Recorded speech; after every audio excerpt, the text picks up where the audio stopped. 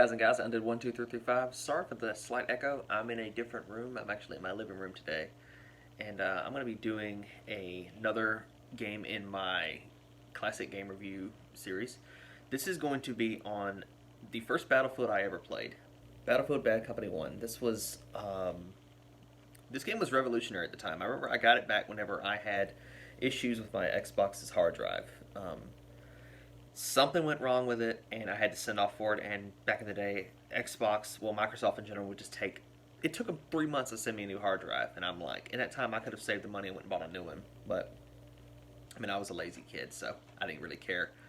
But I played about halfway through this before I had got my hard drive back, so I knew where everything was, all the achievements and stuff like that. But the basic synopsis for this game is you play as Preston Marlowe, who is actually featured right here on the back of it. I forgot the names of the other guys because I didn't really care. This game is I consider it a classic because of what it started. It is the prequel to what is considered one of the best online shooters and one of the best shooters in general, and one of the best Battlefield games by many. But we're going to talk about this one right now. You play as him, and he is a member of Bravo Company, B Company, also known as Bad Company. And because they're basically just they're reject outcasts that nobody likes, they're the troublemakers for the actual branch of the army that they're in. And the whole point of this game is you're basically a mercenary who is supposed to be stealing gold. You're not technically a mercenary, but you technically are, who is stealing gold from mercenaries, all while in the middle of a war between the United States and Russia. Really, really stupid campaign. Really fun, though. This game was kind of one of the first of its kind. On the back here it says tactical destruction. You could literally bring down buildings, in a sense, on top of people. You could just blow out walls and stuff like that. It was one of the first games of its kind, aside from the Red Faction series, that actually featured this. Really, really cool. Really cool in multiplayer, because if someone was hiding behind a wall, you just remove that wall. You couldn't do that in Call of Duty back in the day. This game is also known for having a semi-open world campaign. It's basically a first-person shooter adventure game that it gives you this sprawling area to explore for each level. There's multiple objectives in each level to go and find hidden caches of gold, hidden caches of weapons, vehicles. I mean, there's so much to do in this game's campaign. And I always thought that was the coolest little thing, the grenade with the smiley face. Reminded me of the almost of the comedian from the Watchmen series. But this game was actually really, really fun when I first played it, and I didn't realize how bad it actually is until much later. This game does not hold up at all.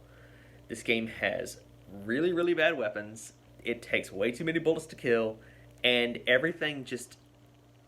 I understand the engine had to limit itself some because of all it had in it, but there's this really ugly, hazy fog over every single thing in the game, and there's also just this really just nasty brown smudges all over everything. It looks ugly. Even by today's standards, it looks really, really bad. It's very hard to pick out enemies. And that translates over to multiplayer.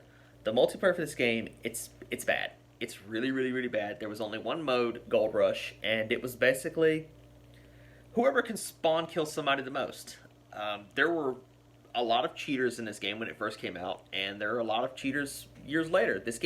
I played this game a while back online. I was able to find one game at like 3 in the afternoon, and there were like 8 people playing it. This game is beyond dead. Considering this game came out in like 2000... When did this come out? 2008, I think, or something like that. This game's beyond dead. It's 12 years old at this point. But still, it was an introduction to some of my first online shooters, because this actually had tactical squad-like gameplay, and everybody wanted to do the exact same thing, and that was snipe, because that was the basic start of true Battlefield sniping. Battlefield Bad Company 2 is still the pinnacle of Battlefield sniping because, well, it just was. But this is another good first attempt at it. It took way too many bullets to kill in the multiplayer. It was very, very clunky, extremely clunky, and you ran out of ammo way too much. It would literally take you 20 rounds of a 30-round mag to kill in this game. It took way too long, and headshots did not really matter all that much either. I will say this, it's really funny. The campaign is extremely funny, and this was a classic that started the Bad Company series, and the Battlefield series really started to kick off after Battlefield 1942. The series was already well known before that, but this just cemented it as a game that can actually stand up to other games. And this was cutting edge back in the day. You can get this game for like $3, $2 or $3, and sometimes GameStop will even, they have a deal where you can get 1 or 2 games at the same time. I got this and Bad Company 2. I rebought them years ago. The Platinum Hits version with the silver case. I used to be obsessed with the silver cases. Bought them again years ago.